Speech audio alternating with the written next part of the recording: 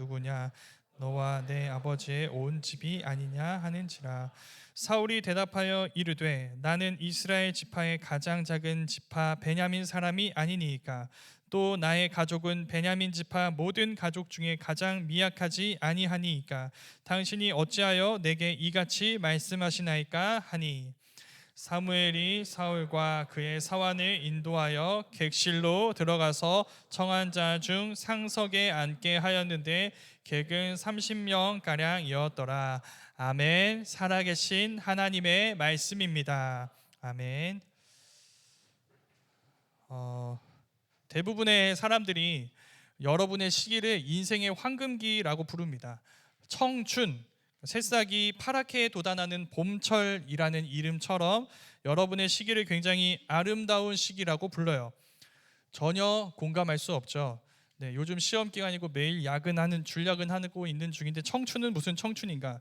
여러분 눈에는 이 새싹이 파랗게 돋아나는 모습이 아름다운 게 아니라 불완전해 보일 거예요. 꽃이 아름답지 새싹이 아름다운 건 아니잖아요. 새싹이 가만히 두면 꽃이 되나요? 자연은 그래요. 근데 우리는 그렇지 않습니다. 시험을 잘 봐야 돼요.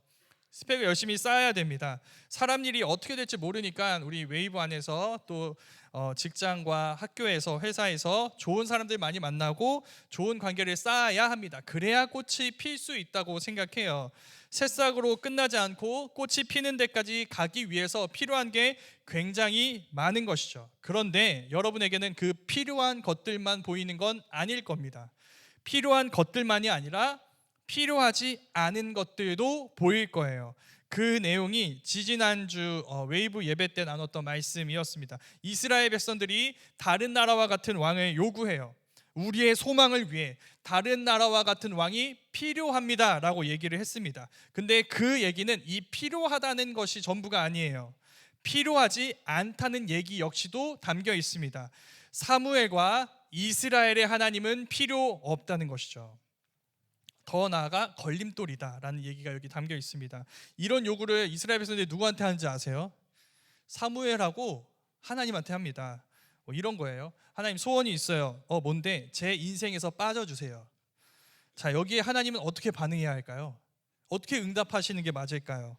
사실 이 이야기는 우리와 무관하지 않습니다. 우리의 간구는 자주 하나님을 할 말 없게 만들어요. 이런 거예요. 하나님, 제가 이번 주에 중요한 시험이 있습니다. 잘 볼 수 있게 해주세요.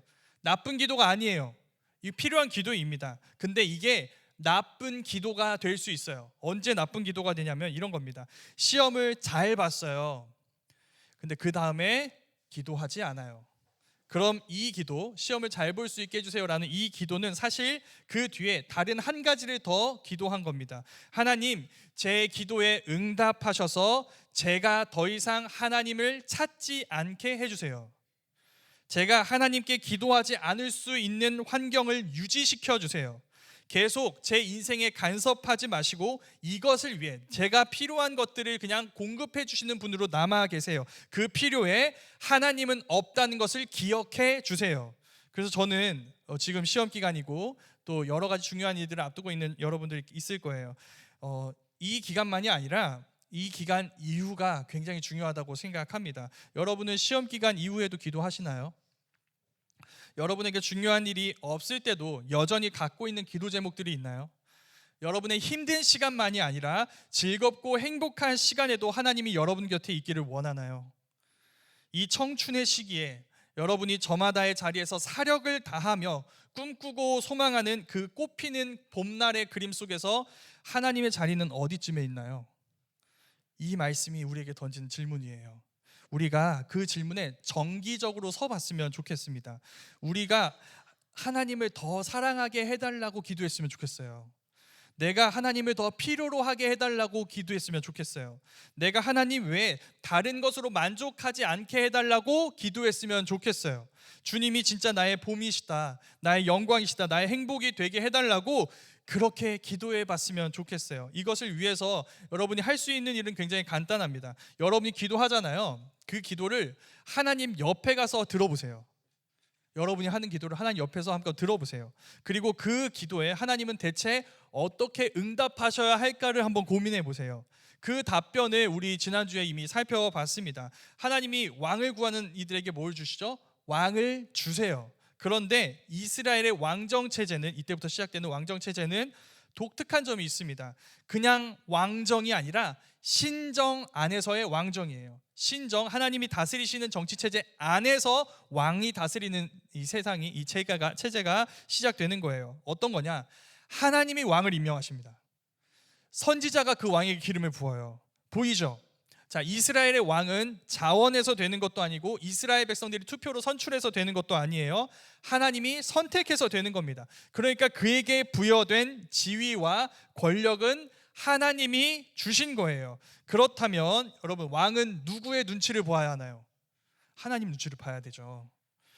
하나님의 뜻을 가장 중요하게 생각해야 돼요. 그래서 왕으로 세워졌다라고 한다면 그때부터 하나님의 뜻이 무엇인지 가르쳐주는 율법을 들고 파야 합니다. 정말 열심히 공부해야 돼요. 그 말씀으로 정치를 배워야 돼요. 이 말씀이 이 정치, 경제, 사회, 예술 분야에서 어떻게 실현되어야 될 수 있을지를 계속 고민해야 합니다. 무엇보다, 다른 누구보다 내가 가장 모범적으로 그 말씀에, 율법에 순종하는 사람이 되어야 돼요. 그리고 나에게 주어진 왕의 권력을 사용해서 백성들을 순종의 길로 이끌어야 합니다. 이게 왕에게 요구되는 일이에요. 자, 그러면 백성들에게 요구되는 것은 무엇인가? 두 가지입니다. 첫 번째, 왕의 권위에 대한 존중이 필요해요. 그거 누가 준 거예요? 하나님이 준 거잖아요. 그러니까 그걸 존중해 줄 수 있어야 됩니다. 그런데 두 번째는 이게 있어야 돼요. 하나님의 말씀에 대한 지식을 바탕으로 그가 지금 제대로 하고 있는지 못하고 있는지를 분별할 수 있는 분별력이 있어야 합니다. 그가 우리를 말씀대로 바르게 다스리고 있는가, 이걸 계속 점검하고 확인할 수 있어야 해요. 그게 하나님이 그에게 주신 왕위를 존중하는 일입니다. 그래서 협력해야 할 선한 일에 협력해야 하고 저항해야 할 악한 일에 저항해야 합니다. 그 시선으로 우리가 만나게 되는 이스라엘의 첫 번째 왕 이야기가 오늘 말씀이에요. 사울이라는 왕 이야기입니다. 사울 얘기에서 가장 먼저 나오는 게 뭐냐면 사울의 배경과 외모예요. 사울이 키가 크고 잘생겼습니다. 잘 나가고 힘 있는 집안이에요. 이걸 볼 때 이제 특별히 청년들은 이게 외모에 관심이 많기 때문에 드는 감정이 있을 겁니다. 저의 경우를 본다면 저 어렸을 때 이걸 봤을 때는 좀 부러웠어요. 좀 나이 드니까 짜증이 나더라고요. 예. 막 짜증이 확 나는 거야. 뭐 이런 거죠. 부족한 게 없어요. 키가 커요. 그럼 어떻게 해야 돼요? 이러면 얘기하면 좀 그런 것 같은데, 네. 키가 크고 잘생겼대. 좀 못생기면 좋을 것 같은데, 키가 크고 잘생겼대요. 그럼 집안이 안 좋아야죠. 집안이 좋대요. 무슨 말이 필요해? 여러분, 이런 사람들과 같은 세상에 살고 싶어요? 자매들은 살고 싶겠지. 네, 형제들은, 여러분, 이 사람들이 경쟁자예요. 해볼 만해요? 안 되잖아요. 근데 여러분, 이 시선을 바꿀 만한 한 가지 포인트가 있습니다. 뭐냐면 이런 사람이 여러분의 경쟁자가 아니라 여러분의 왕이 된대요. 기분이 어때요? 달라지죠. 네, 여러분의 경쟁자가 아니에요. 여러분의 왕이래요. 여러분의 대표자래요. 여러분이 누군지 보여주는 사람이 이런 사람이래요. 그러니까 뿌듯해지죠. 아, 그래, 이런 사람이 우리 왕이지. 뭐 부족한 게 하나도 없대요. 키 크고 잘생기고 집안이 좋대요. 우리도 그렇죠. 자, 왕이면 좀 잘생겨야죠. 키가 커야지. 누가 봐도 우러러 볼 만한 비주얼과 피지컬을 갖고 있어야죠. 이 시선이 이스라엘의 상황을 보여줍니다. 이스라엘이 원하는 왕은 여러분, 외적인 부분이 굉장히 중요합니다. 사람들의 기준과 시선에 부합해야 해요. 거기에 완벽히 부합하는 사람이 바로 이 사울 왕이라는 거예요. 그래서 여러분 정도 되면 이제 사울이 나중에 어떻게 되는지 다 알잖아요. 그렇죠? 사울의 결말을 알고 이걸 보면은 마음이 좀 불편할 겁니다. 안타깝죠. 아, 이렇게 잘생긴 사람이 왜? 아, 신앙만 좀 좋았으면 완벽했을 텐데.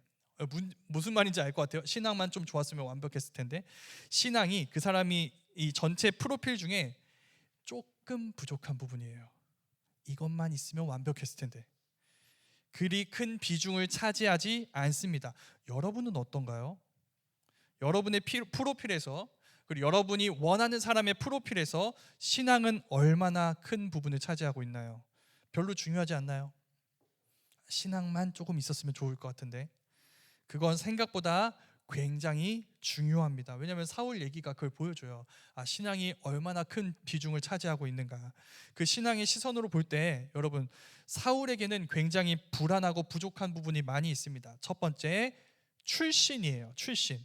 이 사람 베냐민 지파 출신입니다. 여러분, 베냐민 지파 어떤 지파였는지 우리 작년에 사사기 들었을 때 생각하면 아마 기억이 나는 청년들이 있을 거예요. 베냐민 지파 어떻게 했냐면, 사사기 마지막 부분이에요. 자기네 불량배들 지키기 위해서 나머지 모든 이스라엘 지파 연합군하고 싸웠던 사람들이에요. 그러니까 이스라엘 전체 지파와 치고받고 싸웠어요. 베냐민 지파 외에. 그러다가 2번 승리하고 1번 패배했는데 거의 멸망 수준에 이르렀습니다. 그런 베냐민 지파가 뭘 다스리겠대요? 온 이스라엘을 다스리겠대요. 불안하죠. 물론 이 출신의 문제가 이제 불편한 청년들이 또 있을 거예요. 아니, 목사님, 그건 윗세대 얘기지, 지금 2세대 얘기가 아니잖아요. 출신이 그렇다고 배제하는 건 연저지 아닌가요? 이럴 수 있죠. 일리 있는 말이에요. 오케이, 그럼 출신은 이제 그렇다 칠게요. 그런데 우린 그 다음에 좀 다른 종류 얘기에서 충격을 받습니다. 일단 얘기를 살펴볼게요. 사울의 아버지 기스라는 사람이 있습니다. 그 사람이 암나귀를 잃어버려요. 사울에게 가서 찾으라라고 이야기합니다. 그래서 사울이 자기 종하고 찾아다니는데 못 찾아요. 잃어버린 나귀를 찾는데 사울이 어떠한 지혜도 발휘하지 않습니다.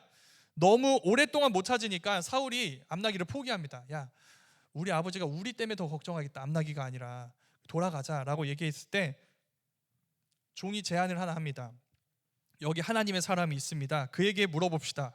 자, 그래서 이제 같이 가요. 가다가 이제 여인들을 만납니다. 여인들한테 물어봐요. 사울이 선견자, 선지자의 옛말이에요. 선견자가 어디 있습니까?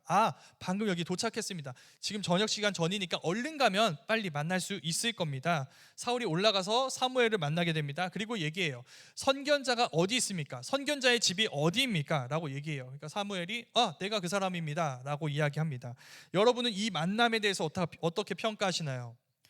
사울과 사무엘의 만남은 여러분 어떻게 이루어진 거예요? 우연히 이루어진 것 같죠. 암나귀 잃어버려서 찾다가 우연히 그 근방에 이제 이르게 되어서 이게 만난 것 같잖아요. 계획적으로 된 게 아무것도 없어요. 암나귀 찾다가 물어 사무엘한테 간 거예요. 이건 사울의 시선입니다. 성경은 이 사울의 시선이 보지 못했던 사무엘의 시점에서 이 이야기를 다시 들려줘요. 이 만남이 있기 전에 전날 밤에 하나님이 사무엘을 찾아와 말씀하셨습니다. 내일 베냐민 지파 한 사람 올 거다. 그 사람이 너는 그에게 지도자로 기름을 부어라 라고 이야기합니다. 그러니까 이 우연한 만남 위에 이 만남을 주관하신 하나님의 섭리가 있었던 거예요. 여기서 포인트는 뭐냐면 지도자라는 말입니다. 하나님이 지도자로 기름 부으라고 얘기해요. 근데 이 지도자라는 말은 왕을 뜻하는 말로 사용되기도 합니다. 그런데 왕만 뜻하는 것은 아니에요. 대제사장, 지휘관, 관리, 귀족 등 굉장히 넓은 의미에서 사용되는 거예요. 왜 굳이 이 단어를 썼을까요? 왕이라고 딱 단어가 있는데 그 단어를 쓰지 않고 왜 지도자라고 했을까요? 우리 앞에서 얘기했죠. 여러분, 이스라엘의 왕은 다른 나라의 왕과 다릅니다. 절대 권력을 손에 쥔 전제 군주로서의 왕이 아니에요. 하나님의 백성을 다스리는 거예요. 또 살펴볼 워딩이 바로 이 말인데, 하나님은 이스라엘 백성들을 내 백성이라고 부르세요. 그런데 이 지도자로 기름 부음 받을 사울한테는 이 사람이라고 부릅니다. 느껴지세요? 거리감이 느껴지죠? 이 사람이 내 백성 이스라엘을 다스리는 사람이에요. 근데 잘 다스리지 않으면 이 사람은 하나님으로부터 타인이 될 가능성이 있습니다. 그러니 기억해야 돼요. 그는 청지기입니다. 그는 하나님의 백성을 다스리는 이 사람이에요. 자기 백성을 다스리는 사람이 아니라. 이건 우리한테 얼마든지 적용할 수 있습니다. 여러분, 지금 여러분과 함께하는 순원들 어떻게 생각하세요? 오늘 말씀이 얘기해줘요. 그는 여러분을 위해서 하나님이 보내주신 하나님의 백성입니다. 여러분은 그들을 위해서 여러분을 하나님이 그들에게 보내주신 그런 하나님의 백성이에요. 그들도 우리도 하나님의 백성이고 서로가 서로를 위해서 보냄받은 하나님의 백성이라고요. 이게 그렇지 않다고 생각될 수 있어요. 나는 왜 여기 이 순간 이 순에 있는가? 어쩌다가 사울처럼 암나귀 잃어버렸다가 우연히 여기 있는 거다. 교회가 집이랑 가까워서 부모님이 세순교회 다녀서 목사님이 순 배정을 이상하게 해서 배정하다가 잠깐 딴 생각을 해서 여기 있는 거다. 네, 그건 우리의 시선이에요. 예, 그럴 수 있어요. 네, 그럴 수 있어요. 근데 그건 우리의 시선이에요. 하나님의 시선은 그렇지 않다는 거예요. 하나님은 이 시간 이 모임을 그리고 계셨어요. 그 그림 속에서 우리는 우연이라는 우리의 시간을 넘어서 하나님의 섭리에 따라서 여기서 서로와 함께하며 서로를 섬기는 자들로 부르심을 받았습니다. 그걸 사울한테만 기억하라고 하신 게 아니에요. 우리한테도 기억하라고 얘기하고 있는 거예요. 이게 첫 번째 사울의 이야기가 들려주는 거예요. 두 번째는 이겁니다. 사울의 이야기는 이런 우리의 자리가 우리의 능력 때문에 가능했다고 얘기하지 않습니다. 여기가 충격 포인트예요. 자, 방금 사울이 사무엘과 만나는 이 이야기를 들었어요. 여러분 좀 이상한 거 못 느끼셨어요? 뭐냐면 사울이 사무엘을 몰라요. 이거 굉장히 부자연스러운 얘기입니다. 우리 옛날에 엘리 얘기했을 때 몇 달 전인 것 같은데 그때 봤던 말씀이에요. 엘리가 죽기 전부터 온 이스라엘은 사무엘을 알고 있었습니다. 사무엘상 3장 20절 말씀에서 이렇게 이야기를 해요. 단에서부터 브엘세바까지의 온 이스라엘이 사무엘은 여호와의 선지자로 세우심을 입은 줄을 알았더라. 자, 그때부터 알았어요. 온 이스라엘이. 근데 사실 거기까지 가지 않아도 됩니다. 여러분 사울 얘기만 볼게요. 사울 얘기만. 자, 사울의 종이 사무엘 얘기했죠. 사울의 종은 사무엘 알아요. 자, 둘이 가다가 여인들 만났죠. 여인들이 사무엘을 알아요. 사울을 둘러싼 모든 사람들이 사무엘을 알아요. 그리고 추측하기로는 블레셋 사람들도, 이스라엘의 대적이에요, 블레셋 사람들도 사무엘을 알았을 겁니다. 왜냐하면 미스바에서 집회할 때 블레셋 쳐들어왔을 때 그때 사무엘이 기도해서 물리칠 수 있었거든요. 블레셋 사람도 사무엘을 알아요. 그런데 사울만 몰라요. 이스라엘의 왕이 될 사람이 사무엘을 모른대요. 사무엘이라는 사람의 존재 자체도 모르고, 여러분 사무엘을 모른다는 건 무슨 뜻이에요? 블레셋과 있었던 전쟁도 모른다는 뜻이에요. 그때 사무엘이 이스라엘을 구원했잖아요. 사무엘을 보고도 선견자가 어딨냐고 물어봐요. 이건 단순한 무지를 넘어서서 무관심입니다. 사울은 사무엘에 대해, 사무엘의 하나님에 대해 아무 관심이 없어요. 하나님의 말씀을 전하는 사무엘을 알지 못할 만큼 무관심해요. 여러분 하나님이 이 사울에게 부여하신 사명이 뭐냐면 블레셋으로부터 이스라엘을 구원하는 겁니다. 그런데 미스바에서 이스라엘 집회할 때 공격했던 그 블레셋과의 전쟁이 있었다는 사실조차도 몰라요. 그때 사무엘이 기도로 전쟁에서 승리한 것도 몰라요. 물어볼게요. 자, 이 사람 이스라엘 왕 돼도 괜찮은 거예요? 네, 괜찮아요. 그게 이스라엘의 대답이에요. 왜? 이스라엘이 원하는, 관심 있는 건 뭐예요? 이 사람이 하나님을 잘 아는가? 그게 아니에요. 이 사람이 다른 나라의 왕과 비슷한가? 블레셋을 이길 왕을 원하지 않아요. 블레셋처럼 다른 나라의 왕을 원해요. 그래서 사무엘이 사울에게 하는 말은 굉장히 좀 해석의 여지가 있습니다. 그렇게 좋게 들리지 않아요. 사무엘이 사울한테 뭐라고 얘기하면 이렇게 합니다. 온 이스라엘의 소망이 누구냐? 너 아니냐? 이렇게 물어봐요. 이게 무슨 뜻일까요? 온 이스라엘의 소망?